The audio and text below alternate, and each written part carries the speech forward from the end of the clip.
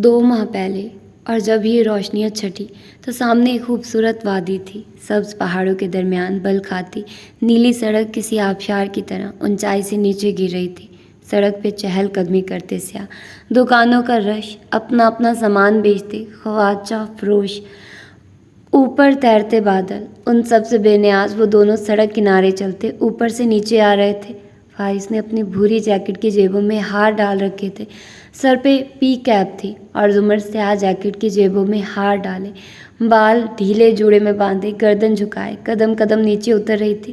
دفعتاً اس نے سر اٹھایا اور اپنی کچھ اداسی سے بائیں طرف چلتے فارس کو دیکھا۔ ہم یہاں کیا کر رہے ہیں؟ بلکہ میں ادھر کیا کر رہی ہوں؟ مجھے تو اس وقت کورٹ میں ہونا چاہیے تھا۔ فارس کے چہرے پہ خفگی ابھری، کیب والا سر موڑ کر اور آنکھیں سکیڑ کر اسے دیکھا۔ کیا ہم نے یہ فیصلہ نہیں کیا تھا کہ کم از کم ان 3-4 دنوں میں ہم نوشیروان کے ٹرائل کی بات نہیں کریں گے؟ میں اس ٹرائل کی بات نہیں کر رہی، کل اس کی پیشی تھی، اور نہ ہاشم گیا نہ میں اپنے کورٹ کیسز کی بات کر رہی ہوں۔ میں ایسے ہی ادھر آ گئی، میرا اتنا کام پڑا تھا پیچھے۔ اس نے سر کو ذرا جھٹک کر گال کو چھوتی گھنگریالی لٹ پڑھیں ہٹانی چاہی، گرم جیبوں سے ہاتھ نہیں نکالے۔ لٹ کان تک گئی اور پھسل کر واپس گال پہ آ گئی۔ جی ہاں، جانتا ہوں، پتہ ہے مجھے، آپ وکیل کیا کرتے ہیں، لمبی لمبی فیسیں لے کر تاریخ پہ تاریخ دیتے جاتے ہیں۔ آپ کی چند دن کی غیر حاضری سے کسی کا کوئی نقصان نہیں ہوگا، ویسے بھی عدالت میں جا کر آپ نے جھوٹ ہی بولنا ہوگا۔ اچھا ہے نا، چند دن آپ کے اس بائیں کاندھے والے نگہبان کو ریسٹ ملے گا۔ ہاں ہاں، تم تو جیسے جیل میں نعتیں پڑھتے تھے، لنگر بٹوایا کرتے تھے، وہ مسکرا کر مگر تندہی سے بولی تھی۔ فارس نے جیبوں سے ہاتھ نکال کر جیکٹ کا کالر جھٹکا۔ سوشل ورک کرتا تھا میں؟ ہاں، کسی کی پسلی توڑی تو کسی کا جبڑا۔ Social work, right. استغفر اللہ، کیوں میری مقبولیت سے جلتی ہے؟ وہ مسکراہٹ دبا کر سنجیدگی سے کہہ رہا تھا۔ ٹھنڈی سی سرمئی سڑک کے ارد گرد پھیلے سبز پہاڑوں سے قطعی بے نیاز وہ دونوں چلتے جا رہے تھے۔ جیل میں لوگ مجھے پسند کرتے تھے۔ غلط، تم سے ڈرتے تھے۔ کچہری میں لوگ آپ سے نہیں ڈرتے کیا؟ میری عزت کرتے ہیں۔ جی ہاں، بڑی عزت سے آپ کو چڑیل کہتے ہیں۔ فارس غازی، وہ خفگی سے ایک دم گھوم کر اس کے سامنے آئی۔ فارس کے قدم رک گئے، مسکراہٹ دبا کر اس کے چہرے کو دیکھا جو برہمی سے تمتمانے لگا تھا۔ ہم 3 دن کی بریک پہ آئے ہیں اور تم اس طرح کی باتوں سے باز نہیں آئے جو مجھے غصہ دلاتی ہیں۔ آپ کو کون سی باتیں غصہ نہیں دلاتی؟ مگر اس نے انگلی اٹھا کر تنبیہ کی۔ وعدہ کرو مجھ سے کہ کم از کم ان 3 دنوں میں اب تم کوئی بد کلامی نہیں کرو گے۔ فارس نے تابعداری سے دونوں ہاتھ اٹھا دیے۔ ریلی سوری، میں واقعی چاہتا ہوں کہ ہمارا یہ سفر خوشگوار رہے، اس لیے میں وعدہ کرتا ہوں کہ ان 3 دنوں میں کوئی سچ نہیں بولوں گا۔ اسے پھر سے غصہ آیا مگر ہنسی اور سر جھٹک کر واپس چلنے لگی۔ وہ بھی مسکرا کر نیچے اترنے لگا۔ دونوں ساتھ ساتھ تھے، کندھے سے کندھا، کونی سے کونی، برابر ہم قدم۔ رش بڑھ رہا تھا۔ وہ جس گلی میں اتر آئے تھے وہاں دونوں اطراف میں دکانیں تھیں، لوگوں کا شور، گہما گہمی عروج پہ تھی۔ کہیں سے پکوڑوں اور باربیکیو کی مہک بھی آتی محسوس ہو رہی تھی۔ سمن نے شاپس کی قطار کو دیکھ کر کہا، ویسے تم نے مجھے کبھی گفٹ نہیں دیا؟ وہ سوچتے ہوئے بولی تھی۔ فارس نے بے یقینی سے اسے دیکھا۔ اور وہ جسے آپ میرے تیسرے سسر کے حوالے کر آئی تھی، وہ کیا تھا؟ سمن نے ناک سکیڑی۔ تب میں تمہاری بیوی نہیں تھی۔ میں چاہتی ہوں کہ تم اب مجھے کچھ لے کر دو، ڈھیر سارے پیسے خرچ کر کے ایک قیمتی سا گفٹ۔ مفت تو وہ لونگ بھی نہیں تھی، اس میں سولیٹیئر ڈائمنڈ تھا۔ پتہ ہے کتنے کا آتا ہے؟ وہ جل کر بولا تھا۔ اوہ فارس، اس نے شدید خفگی سے اسے دیکھا۔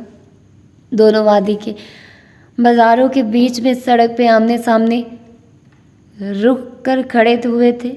اب کیا تحفے کی قیمت بتاؤ گے؟ بل بھی دکھا سکتا ہوں۔ کتنے کنجوس ہو، ایک تحفہ تک نہیں لے دے سکتے میرے لیے۔ پہلی بیوی کو تو بہت تحفے دیتے تھے، ساڑیاں، ہینڈ بیگز، اس کو شوق تھا۔ سمن نے پلکیں جھپکا کر کھولی۔ مجھے نہیں ہے کیا؟ تمہیں؟ فارس ہنسا اور ناک سے مکھی اڑائی۔ تمہیں ساڑیاں اور ہینڈ بیگز کون دے؟ تمہارے لیے سب سے بڑا تحفہ پتہ ہے کیا ہوگا؟ किसी वकील के कंप्यूटर का डाटा चुरा कर दे दो ताकि तुम उसे ब्लैकमेल कर सको। किसी के गैर कानूनी प्लॉट कब्जे के खिलाफ सबूत इकट्ठे करके दे दो ताकि तुम उसको जेल भेज दो। तुम्हें मैं इस तरह के बहुत से तोहफे दे सकता हूँ। चलो बताओ, शुरू कहाँ से करें? सुमन ने खफकी से उसकी कोहनी पर हथेली बंद करके मारी और फिर आगे बढ़ गई। वो तेज़ी से पीछे आया।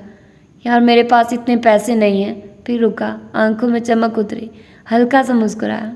बल्कि मेरे पास पैसे हैं। तुम्हारा मतलब है मेरे पैसे? वॉट एवर, तुम बताओ तुम्हें क्या चाहिए? उसके अंदाज पे वो रुकी, गर्दन घुमाकर अबरू उठाकर उसे सवालिया अंदाज में देखा। फारिस ने सर को खम दिया। मुझे, उसने लब आपस में मस किए, ऊपर निगाहें उठाकर सोचा, मुझे डायमंड्स चाहिए, बहुत खूबसूरत और कीमती डायमंड्स। बल्कि इधर मार्केट में आगे जाकर बहुत अच्छे अच्छे ज्वेलर्स हैं। चलो मेरे साथ और मुझे कुछ लेकर दो, मैं बहुत खुश होंगी। जो हुक्म। वो गहरी सांस लेकर उसके साथ चलने लगा। हाँ ये खुश हो ले, अगला बंदा चाहे कंगाल हो जाए।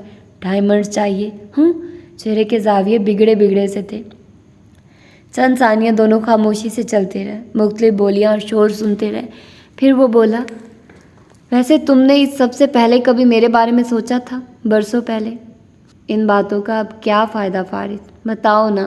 वो मसर था, फिर एकदम समझने वाले अंदाज में बोला, वैसे मैं जानता हूँ कि तुम्हारे लिए ये याद करना मुश्किल होगा क्योंकि तुम फितरतन एक इंतहाई खुदगर्ज, सेल्फ सेंटर्ड और खुद परस्त लड़की वाक़ई हो।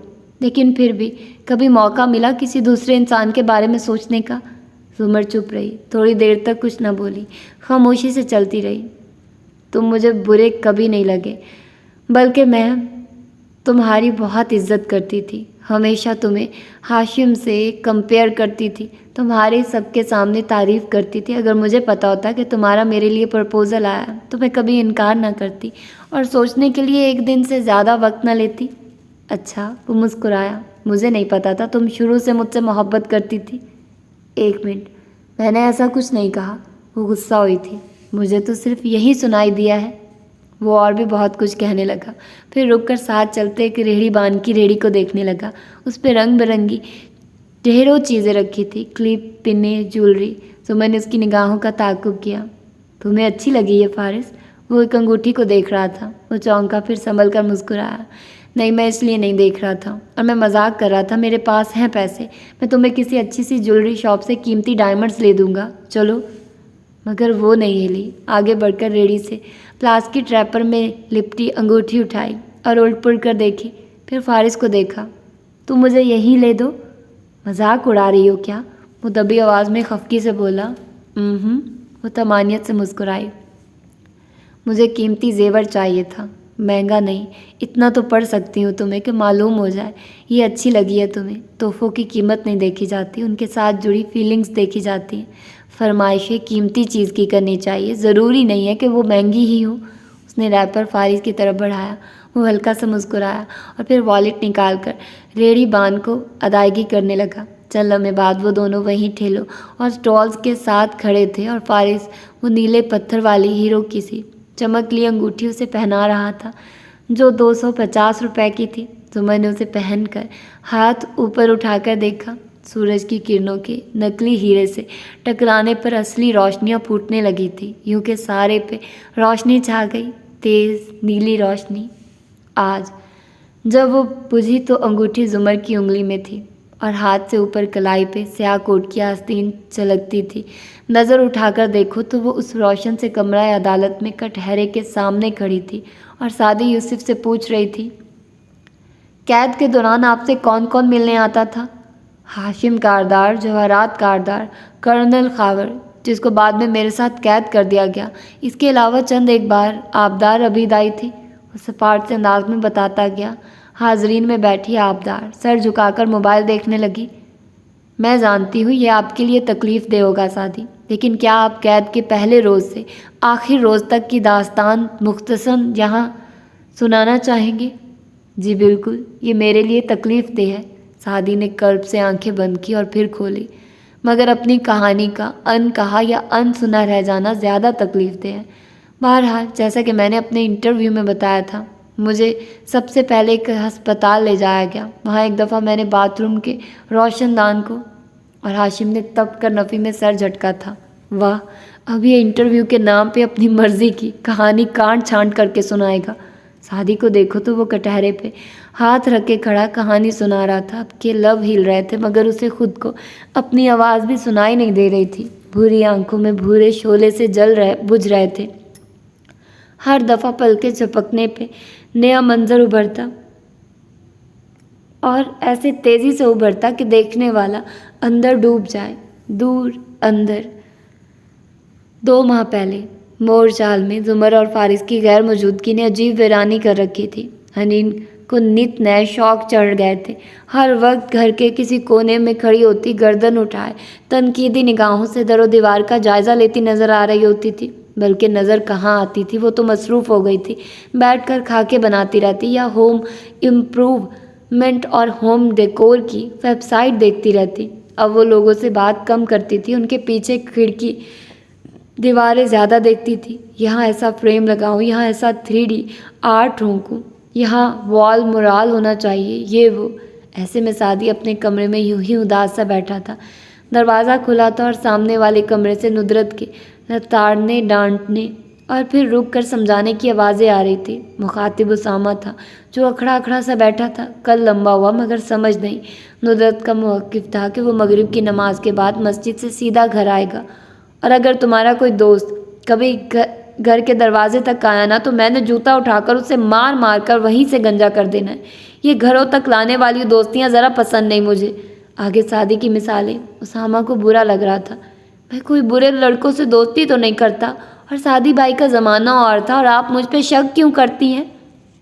सादी आराम से उठा और दरवाज़ा बंद कर दिया। आवाज़ों का रास्ता बंद रुक गया। जानता था ये मसले अगले 5-6 साल तक चलेंगे।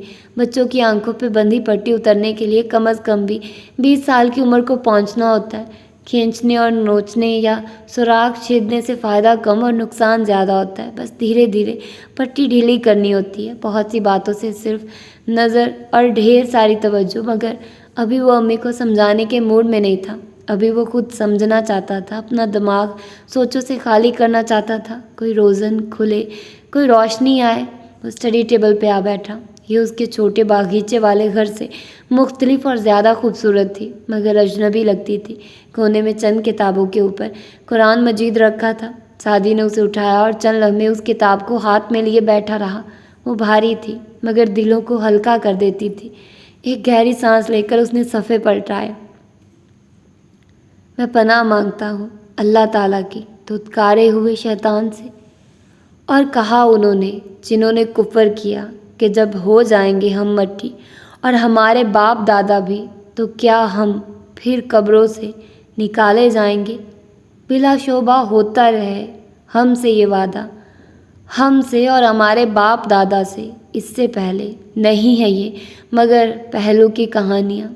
कह दो कि चलो फिरो ज़मीन में, फिर देखो कि क्या अंजाम हुआ मुजरमों का।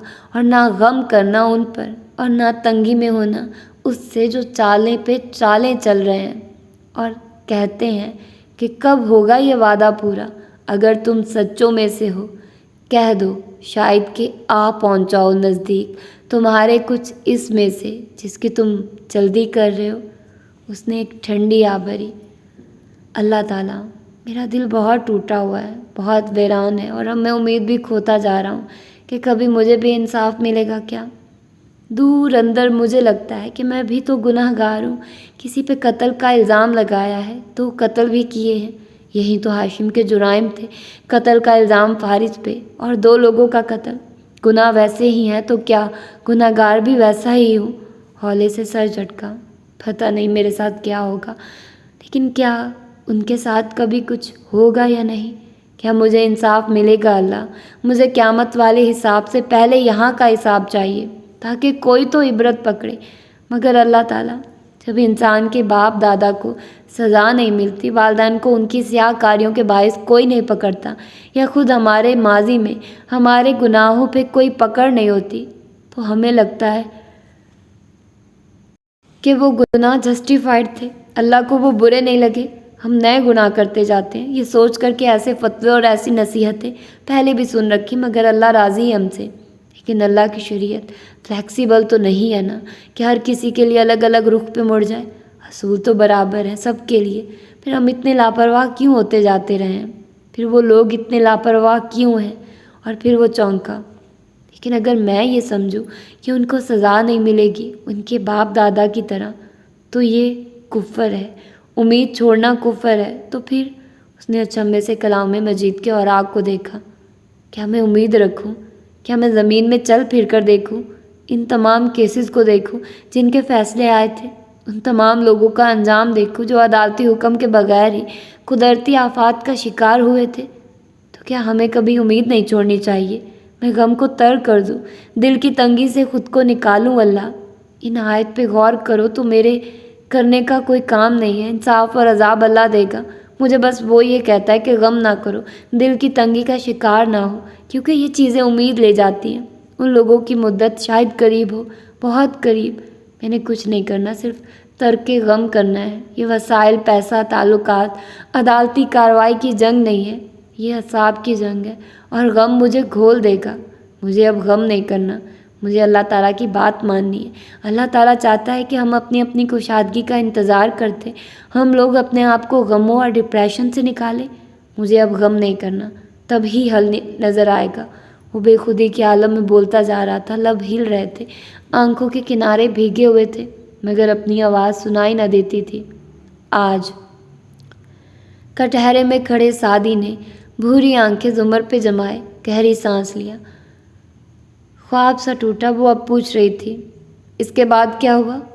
میں یہ بات انٹرویو میں بھی کہہ چکا ہوں، سب جانتے ہیں کہ پھر مجھے کینڈی میں دوبارہ پکڑا گیا، مگر ہاشم کو اطلاع ابھی نہیں کی گئی تھی، یا شاید وہ پہنچا نہیں تھا۔ اگلی صبح ایک آدمی میرے پاس آیا اور اس نے مجھے بتایا کہ چند دن بعد مجھے پاسپورٹ اور پیسے دے دیے جائیں گے۔ پھر ایسا ہی ہوا، مجھے پاسپورٹ دے دیا گیا اور مجھے جانے دیا گیا۔ غالباً وہ لوگ ہاشم سے دغا کر رہے تھے، ہاشم کے اپنے پارٹنرز، جیسے کہ ہارون عبید چاہتے تھے کہ میں آزاد ہو کر ہاشم کے خلاف بولوں۔ میں نے وہی کیا جو مجھے کہا گیا تھا۔ میں پاکستان آ گیا اور یہاں آ کر اپنی ویڈیو ریلیز کر دی۔ اب چونکہ میں مشہور ہو گیا ہوں، اس لیے یہ لوگ مجھے مار نہیں سکتے۔ آبجیکشن یور آنر، ہاشم نے وہیں سے بیٹھے بیٹھے بیزاری سے کہا تھا۔ زمر نے مڑ کر اسے دیکھا۔ کس بنیاد پہ؟ ویسے آپ اپنی باری کا انتظار کیوں نہیں کرتے؟ گواہ کو کراس کرتے وقت سب پوچھ لیجیے گا۔ ہاشم خاموش ہو گیا۔ زمر واپس مڑی۔ کیا پاکستان واپس آنے کے بعد آپ سے ہاشم کاردار نے کسی قسم کا رابطہ کیا؟ سوالات، الفاظ سب مدھم ہوتے گئے۔ کمرہ عدالت میں گونجتی ساری باتیں گڑبڑ ہو کر عجیب سا ملاپ بنانے لگی، یوں کہ حرف الگ ہو گیا اور نئے لفظ بننے لگے۔ 2 ماہ پہلے ہوٹل کے خوبصورت سے بیڈ روم کے بیچ کلر کے پردے دیوار گیر کھڑکیوں کے سامنے سے ہٹے تھے اور جالی دار سفید پردے شیشوں کے آگے لہرا رہے تھے۔ پردوں کی جالی نے منظر کو قدرے دھندلا دیا تھا، مدھم سا دکھائی دیتا تھا کہ باہر بالکنی ہے اور نیچے دور تک پھیلے سبز پہاڑ اور ان کے بیچ بستی وادیاں۔ کھڑکی کے آگے 2 آمنے سامنے کھڑکی رکھی کرسیاں پڑی تھیں۔ زمر اور فارس مقابل بیٹھے تھے۔ درمیان میں چھوٹی میز تھی جس پہ سکریبل کا کالج کا بورڈ کھلا پڑا تھا۔ لکڑی کے ننھے ننھے چوکور ٹکڑوں پہ لکھے حروف ان دونوں کے سامنے سٹینڈز پہ پڑے تھے۔ زمر ٹیک لگائے ٹانگ پہ ٹانگ رکھے بیٹھی، پیر جھلا رہی تھی۔ وہ آگے ہو کر بیٹھا، غور سے کی بورڈ کو دیکھتا، کبھی اپنے پاس موجود حروف کو۔ مان لو ہار، میں تمہیں شرمندہ نہیں کروں گی، زمر نے مسکراہٹ دبائے فیاضی سے کہا تھا۔ آگے کچھ جھکے فارس غازی نے محض ابرو اٹھا کر اسے دیکھا۔ ابھی وہ وقت نہیں آیا جب آپ سے ہار مانی جائے، مجھے سوچنے دیں۔ ویسے اتنے سال تم نے جیل میں سوشل ورک کرنے کے بجائے تعلیم کی طرف توجہ دی ہوتی تو پڑھی لکھی بیوی کے سامنے شرمندہ نہ ہو رہے ہوتے۔ وہ مسکرا کر پیر جھلا رہی تھی۔ آپ مسلسل چیٹنگ کر کے جیت رہی ہیں، پڑھی لکھی؟ خفگی سے سر جھٹکا، پھر حروف کو دیکھنے لگا۔ ہر ہارنے والا یہی کہتا ہے، فارس نے جواب دیے بنا چند حروف اٹھائے اور پہلے سے رائز کے پیچھے لگا دیے، اور وہ یوں بن گیا، زمرائز۔ زمر ایک دم سیدھی ہوئی۔ یہ کوئی لفظ نہیں ہے۔ نہیں، یہ ایک لفظ ہے، وہ تپانے والی مسکراہٹ کے ساتھ چہرہ اٹھا کر بولا، اور اس کا مطلب ہوتا ہے جھوٹ کو سچ کے پردے میں لپیٹ کر پیش کرنا، محتاط الفاظ کا چناؤ کر کے عدالت میں حلف دلوا کر گواہ سے جھوٹ بلوانا، مگر کہنا ٹیکنیکلی یہ سچ ہے۔ ہر دوسری بات پہ کسی شریف انسان کو بلیک میل کرنا اور دھمکانا، باتوں کی ہیر پھیر سے اپنا مطلب نکالنا اور دھونس جمانا، یہ واقعی ایک لفظ ہے۔ زمر اب آنکھیں تیکھی کر کے اسے گھور رہی تھی۔ یہ چیٹنگ ہے۔ نہیں زمر بی بی، یہ ڈبل ورڈ سکور ہے جو میرے کھاتے میں لکھا جائے گا۔ اور وہ قلم اٹھا کر نوٹ پیڈ پہ بنے کالمز میں سے ایک میں لکھ رہا تھا۔ زمر نے خفگی سے اسے دیکھا۔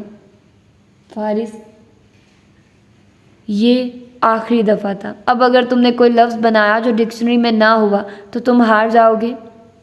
مجھے یقین ہے یہ ڈکشنری میں ہوگا، چیک کر لیں۔ بے شک۔ ساتھ رکھی زبیز ڈکشنری کی طرف اشارہ کیا۔ زبر ناک سکیڑ کر آگے ہوئی اور اپنی پلیٹ میں رکھے حروف پہ غور کرنے لگی۔ وہ ایک محظوظ مسکراہٹ کے ساتھ اسے دیکھ رہا تھا۔ گھنگریالے بال کھول کر چہرے کی ایک طرف ڈالے، اس کی پلکیں پلیٹ پہ جھکی تھی اور بار بار حروف کو چھوتی انگلی میں انگوٹھی موجود تھی۔ اس نے چند حروف کو دیکھا جو بورڈ پہ سجے تھے اور پھر مسکرائی۔ اس کے درمیان چند حروف گھسا دیے اور فاتحانہ نظریں اٹھا کر فارس کو دیکھا۔ فارسی سزم، یہ کوئی لفظ نہیں ہے پروسیکیوٹر صاحبہ۔ اس کا موڈ خراب ہوا۔ ہے نا؟ وہ ہتھیلی پہ تھوڑی گرائے دلچسپی سے اسے دیکھتے ہوئے بولی۔ اس کا مطلب ہوتا ہے خاص قسم کا برتاؤ، اور جانتے ہو ایسا برتاؤ کرنے والا کون ہوتا ہے؟ انتہائی اکھڑ، ریزرو، کسی پہ اعتبار نہ کرنے والا، گھسیلا، بد مزاج، ہر بات چھپا کر رکھنے والا، اداکار اور گڈ لکنگ۔ اس نے لقمہ دیا۔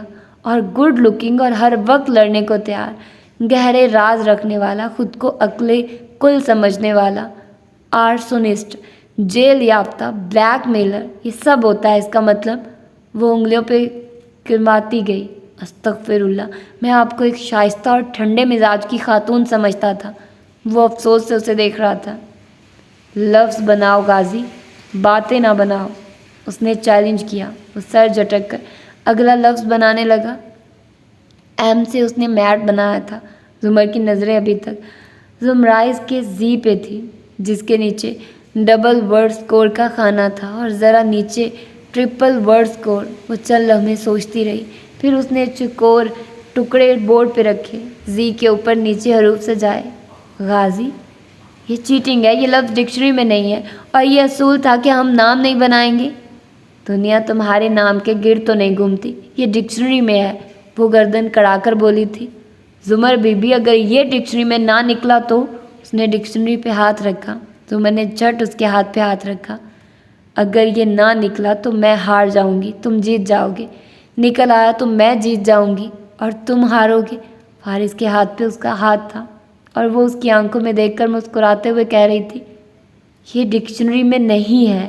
وہ چبا چبا کر بولا۔ کتاب کھینچی اور اسے کھولا، صفحے پلٹائے، انگلی دوڑاتا گیا اوپر سے نیچے۔ جی ایچ مطلوبہ کالم تک آیا۔ لبوں پہ مسکراہٹ غائب ہوئی۔ چونک کر سر اٹھا کے اسے دیکھا۔ وہ دلچسپی سے اسے دیکھتی مسکرا رہی تھی۔ ادھر صفحے پہ لکھا غازی، مسلم وار ہیرو۔ اس کا منہ چڑھا رہا تھا۔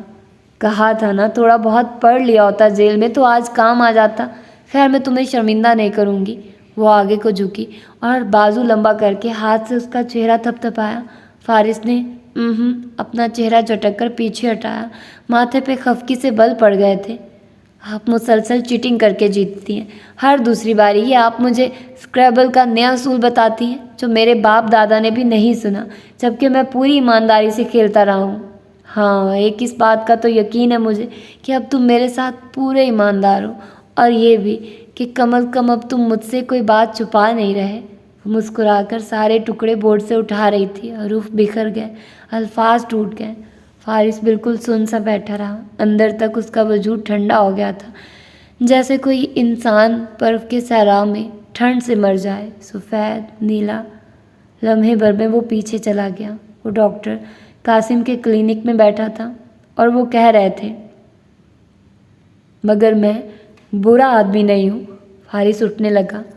میں اب چلتا ہوں، مگر یاد رکھیے گا کہ زمر کو آپ وہی کہیں گے جو میں نے آپ کو سمجھایا ہے، ورنہ میرا اسنائپر ہونے کو آپ کو کسی بھی وقت نشانہ بنا سکتا ہے۔ وہ موبائل جیب میں ڈالتا کھڑا ہوا تھا۔ کیا آپ جانتے ہیں فارس غازی کی اس ملک میں بلکہ اس دنیا میں ہر سال ہزاروں عورتوں کو جبراً سٹیرلائز کیا جاتا ہے؟ وہ بالکل ٹھہر گیا تھا، بہت سے چکر الٹے ہوئے تھے۔ سوری، امریکی جیلیں ہوں یا پاکستان کے ہسپتال یا دیہات میں لگے فری کیمپ، یہاں زخم کسی اور شے میں ہوتا ہے اور سرجری کے بہانے اس عورت کو اسٹیرلائز کر دیا جاتا ہے۔ بعد میں کہا جاتا ہے کہ آپریشن کے دوران یہ ناگزیر تھا۔ بعض عورتوں کے رشتہ دار بھی یہ کام کرواتے ہیں، صرف ایک ڈاکٹر ڈھونڈو، اسے پیسے دو اور یہ ہو جاتا ہے۔ وہ بالکل سن رہ گیا تھا۔ کاردارز نے پیسے دیے تھے اس غلط سرجری کرنے کے لیے۔ وہ ان گولیوں کی وجہ سے ایسی نہیں ہوئی تھی، بلکہ اس کو بعد میں یہ نقصان پہنچایا گیا تھا۔ وہ سفید پڑ رہا تھا، متحیر، بے یقین۔ مسز کاردار چاہتی تھی کہ وہ شادی نہ کر سکے تاکہ وہ ایک مضبوط گواہ کے طور پہ آپ کو جیل بھیج سکے۔ اس کے گردے واقعی گولیوں کی وجہ سے خراب ہوئے تھے، مگر اس سرجری کے لیے ڈاکٹرز کے پینل کو مسز کاردار نے خریدا۔ اس کے بعد بھی مسز زمر صرف ان ڈاکٹرز کے پاس گئی جن کی طرف ہم ان کو ریفر کرتے تھے۔ مسز کاردار چاہتی تھی کہ ہم ان کو بالکل تباہ کر کے۔ ڈاکٹر قاسم اپنی بات مکمل نہیں کر سکے تھے۔ وہ کسی بھوکے شیر کی طرح ان پہ جھپٹا تھا، گریبان سے پکڑ کر زمین پہ گرایا اور پھر اس کی آنکھوں کے سامنے سرخ دھند سی چھا گئی۔ وہ دیوانہ وار اس کو مار رہا تھا، پیٹ رہا تھا، جس کا کتنا خون نکلا، کون سی ہڈی ٹوٹی، کتنے دانت خون میں لتھڑ کر باہر گرے، اسے کچھ ہوش نہیں تھا۔ مگر اس سرخ دھند میں اس نے اس کی دبی دبی سی کراہ سنی۔ میری پوری بات سنو، مگر میں نے ایسا نہیں کیا تھا، میں برا آدمی نہیں ہوں، میری بھی ایک بیٹی ہے، میں نے صرف رپورٹس میں عدل بدل کیا تھا۔ مسز کاردار کو نہیں معلوم، کسی کو نہیں معلوم، مگر میں نے ایسا نہیں کیا تھا۔ وہ خون آلود منہ اور اکھڑی سانسوں کے درمیان کہہ رہا تھا، میں تمہیں اس لیے بتا رہا ہوں کہ اب یہ بات کھل جائے گی۔ وہ ٹھیک ہے، وہ ماں بن سکتی ہے، ہاں مشکل سے ہوگا، اس کے گردوں کی وجہ سے کافی مشکل ہوگا، مگر ممکن ہے، بہت زیادہ ممکن ہے۔ میں نے صرف رپورٹس اور دوائیاں بدلی تھی۔ اور وہ ہاتھ روک کر اسے دیکھنے لگا تھا۔ اس کے سفید سویٹر پہ خون لگ گیا تھا، سرخ تازہ خون۔ فارس نے زمر کو دیکھا تو اسکریبل کے نئے ٹکڑے سجا رہی تھی۔ اس نے جھکے سر پہ، چہرے پہ مسکراہٹ تھی۔ وہ خاموش بیٹھا رہا۔ الفاظ ٹوٹ ٹوٹ کر جڑتے گئے، جڑ جڑ کر ٹوٹتے گئے۔ آج سعدی یوسف، کیا آپ کی ہاشم کاردار سے پاکستان آنے کے بعد اپنے وکلا کی غیر موجودگی میں کوئی ملاقات ہوئی ہے؟ زمر اس سے پوچھ رہی تھی۔ کٹہرے میں کھڑے سعدی نے نظریں اٹھا کر سامنے بیٹھے ہاشم کو دیکھا۔ دونوں کی نگاہیں ملی، پرانے دنوں کے بہت سے سائے لہرائے۔ مجھے یاد نہیں، اس نے شانے اچکائے۔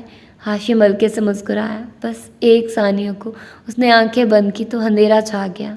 2 ماہ پہلے نیم اندھیر کلب میں لاؤنج کی طرف کی جگہ بنی تھی۔ مدھم رنگ برنگی بتیاں، سارے میں محو رقص تھی۔ کچھ بھی صاف نظر نہ آتا تھا۔ بڑے صوفے پہ ارد گرد کھاتے پیتے ٹہلتے لوگوں سے بے نیاز۔ ہاشم کاردار ڈنر جیکٹ میں ملبوس، موبائل پہ بٹن دبا رہا تھا۔ ٹائی ندارت، کالر کا اوپری بٹن کھلا تھا۔ وہ آرام دہ سا بیٹھا تھا۔ پس منظر میں بجتی موسیقی اعصاب کو سکون دے رہی تھی۔ ایسے میں کوئی اس کے ساتھ آ کر بیٹھا۔ وہ اپنی اسکرین کو دیکھتا رہا، ہلا تک نہیں، نظر بھی نہیں اٹھائی، بس اسکرین پہ انگلی پھیرتے ہوئے بولا، قانوناً تم اپنے وکلا کی غیر موجودگی میں مجھ سے نہیں مل سکتے۔ تم سے کورٹ میں اس بارے میں پوچھا جا سکتا ہے۔ سعدی یوسف، میں یہاں سے گزر رہا تھا تو ادھر آ گیا، اور اب یہاں ایک پبلک پلیس میں بیٹھا ہوں۔ اتفاق سے تم میرے ساتھ بیٹھے ہو، اس میں میرا کیا قصور ہوا؟ ہاشم نے اپنی نظریں گھما کر اسے دیکھا۔ وہ ٹانگ پہ ٹانگ جمائے، سیاہ آدھی آستین کی ٹی شرٹ اور نیلی جینس میں ملبوس بیٹھا تھا۔ اب اس نے گردن موڑ کر ہاشم کو دیکھا، ہلکا سا مسکرایا۔ وہ آنکھیں اندر تک زخمی تھی، مگر ان زخموں کے کھرونڈ لگتا تھا بننے لگ گئے ہیں۔ کہو کیا چاہتے ہو؟ ہاشم نے فون رکھ دیا اور سوالیہ نظروں سے اسے دیکھنے لگا۔ کبھی سوچا تھا تم نے ہاشم، کولمبو کے اس تہہ خانے میں جب ہم ملتے تھے، कभी वहाँ बैठे सोचा था कि एक रोज़ हम यूँ भी मिलेंगे? अगर तो तुम मुझसे कोई एतराफ़ जुर्म करवाना चाहते हो तो वो मैं करवा चुका हूँ, वही दिखाने आया हूँ। मैं तुम्हारे ऑफिस 21 मई को इसलिए आया था। उसने मोबाइल स्क्रीन पे वीडियो प्ले की और मोबाइल हाशिम को दे दिया। अंधेरे कमरे में इतने रश और शोर के बावजूद भी वो इस वीडियो में चलती आवाज़ साफ सुन सकता था। स्क्रीन पे वो पावर सेट सीट पे बैठा दिखाई दे रहा था और वो बोले जा रहा था, बहुत से एतराज़ जुर्म, HD क्वालिटी वीडियो, साफ आवाज़। हाशिम कारदार की गर्दन पे पसीना आने लगा। वो एकदम सीधा होकर बैठा, टाई ढीली करने को गिरेबान तक हाथ लेकर गया, मगर टाई तो गर्दन को कसे ही नहीं हुई थी। फिर तुम इसे कोर्ट में इस्तेमाल नहीं कर सकते। उसका सांस धूंकनी की तरह चल रहा था। सोनी की आंखें निगाहों के सामने घूम रही थी। मगर मैं इसे यूट्यूब पे लीक तो कर सकता हूँ, एडिट करके। देखो ना, तुम्हारा एतराफ़ जुर्म कितना दिलचस्प है, जूसी और सनसनीखेज। मीडिया कितने ही दिन इसको चलाएगा? वो मज़े से मुस्कुरा कर कह रहा था। और फिर मैं इस वीडियो को सोनिया के टैब पे अपलोड कर दूंगा। तुम वहाँ से मिटाओगे तो मैं सोनिया के हर क्लास फेलो के फ़ोन्स और टैब पे उसे भेज दूंगा। मैं इस बात को यकीनी बनाऊंगा कि तुम्हारी बेटी इस वीडियो को देख ले, उसको ज़बानी रट ले।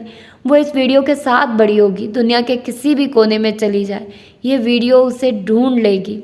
वो इससे कभी भाग नहीं सकेगी। और वो जितनी दफ़ा इसे देखेगी तुम पे बेयकीनी और इस वीडियो पे यकीन बढ़ता जाएगा। वो अगले 10 साल तक इसे पीछा नहीं छुड़ा सकेगी। वो उसके साथ बैठा, गर्दन मोड़कर उसे देखता कह रहा था। उसकी निगाहें सर्द थी, मुस्कुराहट भी सर्द थी और हाशिम की रंगत सर्द पड़ रही थी।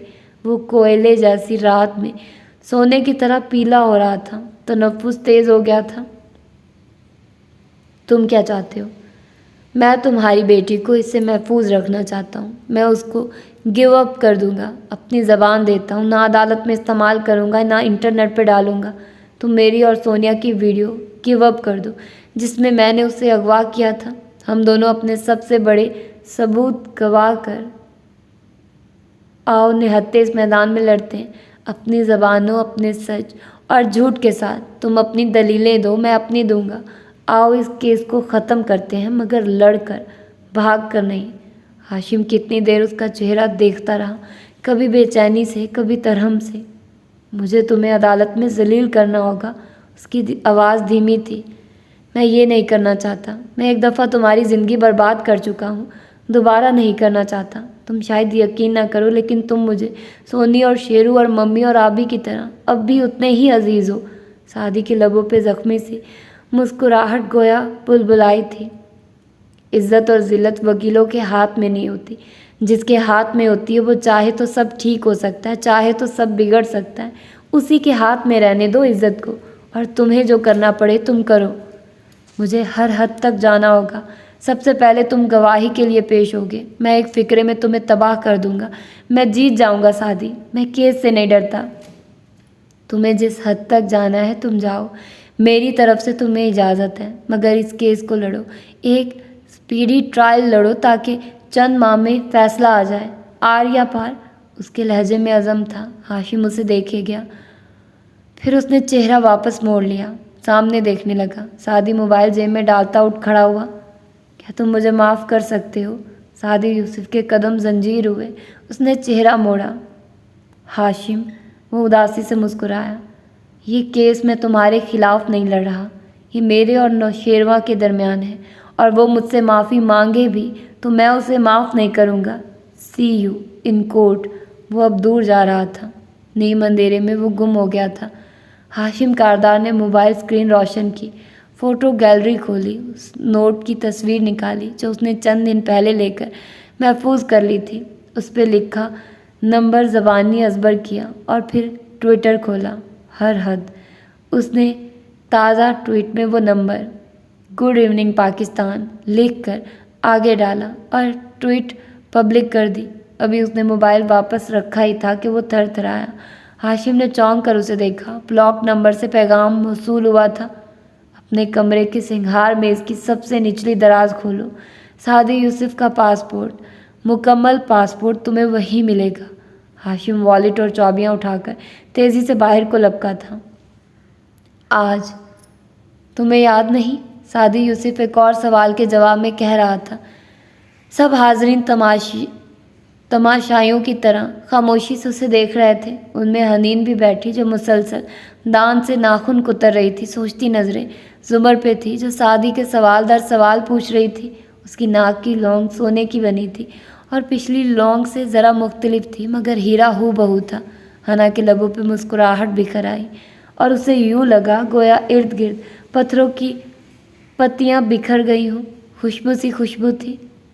2 माह पहले जुमर अपने कमरे से निकली तो हनीन सामने खड़ी थी, बालों को जूड़े में लपेटकर गोल मोल बांधती। जुमर ने चौंक कर हना को देखा। मोर चाल में सुबह की मखसूस गहमा गहमी थी। किचन से सैम और सादी की आवाज़ें आ रही थी, मगर हनीन यहाँ खड़ी थी। क्या हुआ? हनीन को खाली डिब्बी किचन के फर्श पे मिली तो उसने पूरा किचन छान मारा। कचरे की टोकरी से आपकी लौंग मिली। सोना ज़रा पिघल चुका था, सो मैं आपके पीछे। उसने कमर पे किया हाथ सामने तो उस पर सफ़ेद मखमली डिब्बी रखी थी। इसको ज्वेलर पे लेकर गई। उसने डायमंड को निकाल कर नई लौंग में जुड़ दिया। ये वही लौंग है और वो नहीं भी है, अंदर वही है, मगर बैरूनी सांचा फ़र्क है। एहसास वही है, मगर गिल्ट और बोझ जैसी आलाइशों से पाक है।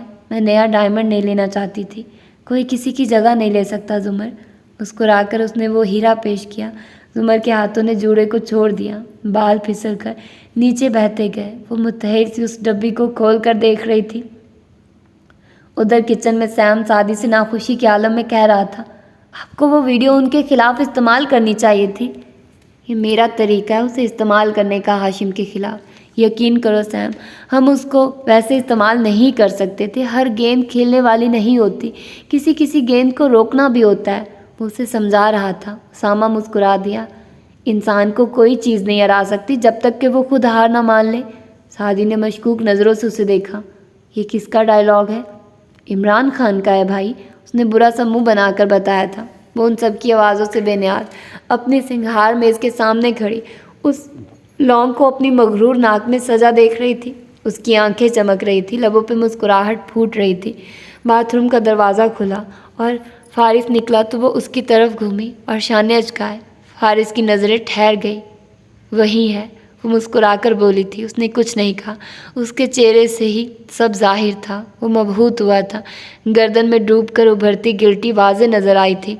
आंखों में एक चमक भी उतरी थी जो शायद जुमर ने पहले कभी नहीं देखी थी। महज ताइद में सर को खम दिया और आगे बढ़ गया।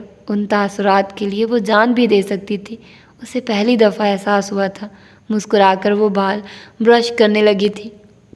आज यू आर विटनेस। जुमर कटहरे के सामने से नीचे उतर आई थी। 2 लफ्ज़ों में हाशिम को इशारा किया। अब गवाह हाशिम कारदार का था। वो जैसे चाहे उसको क्रॉस करे, जिरह करे। हाशिम कोट का बटन बंद करता, 2 कागज़ हाथ में लिए कदम कदम चलता आगे आया। सब हनूज खामोश थे।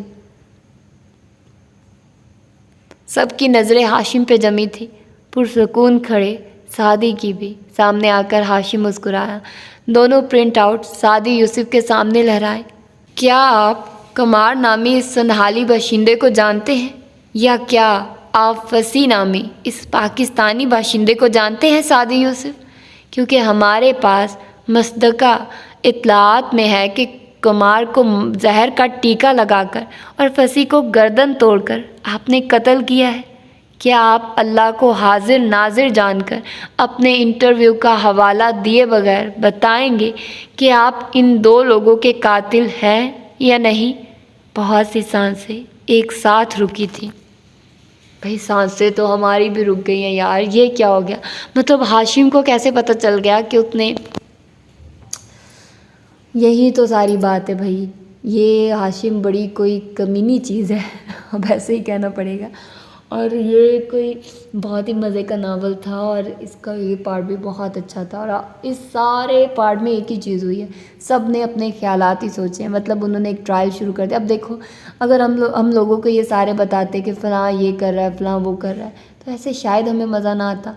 तो जो निम्रा ने ऐसे किया कि उसने فلیش بیک رکھ دیے، مطلب ایک پوری وہ چل رہی ہے، ایک پریزنٹ بھی چل رہا ہے اور 2 ماہ پہلے کے سینز بھی بتائے جا رہے ہیں، 2 ماہ پہلے 2 ماہ پہلے 2 ماہ پہلے، تو وہ سارا کچھ بتایا جا رہا ہے اور ساتھ میں آج کی سچویشن بھی بتائی جا رہی ہے، آج کیا ہو رہا ہے، کون سوچ رہا ہے، کون کس طرح کا خیال دیکھ رہا ہے اور کیا ہو رہا ہے، تو سب کی تھنکنگ جو بھی چل رہی ہے ڈیورنگ وہ بیٹھے ہوئے کورٹ میں، وہ ساری ہمیں بتائی جا رہی ہے اور یقیناً آپ لوگوں نے بہت انجوائے کیا ہوگا اس ایپیسوڈ کو۔ اب میں بہت زیادہ تھک چکی ہوں، مجھ سے بولا بھی نہیں جا رہا ہے، میرا گلا بھی بیٹھ چکا ہے، تو آپ لوگ جلدی سے اس چینل کو سبسکرائب کر دیں، اور اس کے علاوہ اگر آپ لوگ کوئی اور اچھا سا ناول سننے میں انٹرسٹڈ ہیں تو باقی چینل پر جا کر آپ اس کو سبسکرائب کر سکتے ہیں، سن سکتے ہیں، ناولز فار ایور PDF اور ناولز فار ایور، یہ 2 چینلز اور ہیں اس کے علاوہ، تو یقیناً آپ لوگوں نے انجوائے ہی کیا ہوگا۔ تو ملتے ہیں اس کی اگلی ایپیسوڈ میں جو کہ بہت شارٹ ہوگی،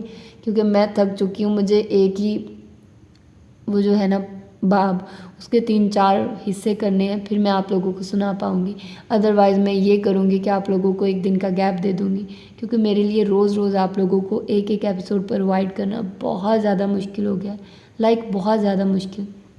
تو آپ لوگوں کے لیے بہتر یہی ہے کہ آپ لوگ some thing is better than nothing, تو کچھ ہونے سے مطلب کچھ نہ ہونے سے کچھ ہونا بہتر ہے، تو اس لیے میں آپ لوگوں کو اس طرح سے دے سکتی ہوں۔ یہ جو ناول میں پڑھ رہی ہوں نا، یہ بس ایویں ہی پڑھ رہی ہوں، مجھے اتنا وہ اس کا نہیں، کیونکہ میں آلریڈی اس کو پڑھ چکی ہوں، تو اس کو مجھے اتنا زیادہ ٹائم دینا پڑ رہا ہے، تو آپ لوگوں کو مینیج کرنا پڑے گا میرے ساتھ، تو اسی طرح سے میں مینیج کر سکتی ہوں۔ تو پھر ملتے ہیں انشاءاللہ اس کے اگلے پارٹ میں، اپنا ڈھیر سارا خیال رکھیے گا، اللہ حافظ۔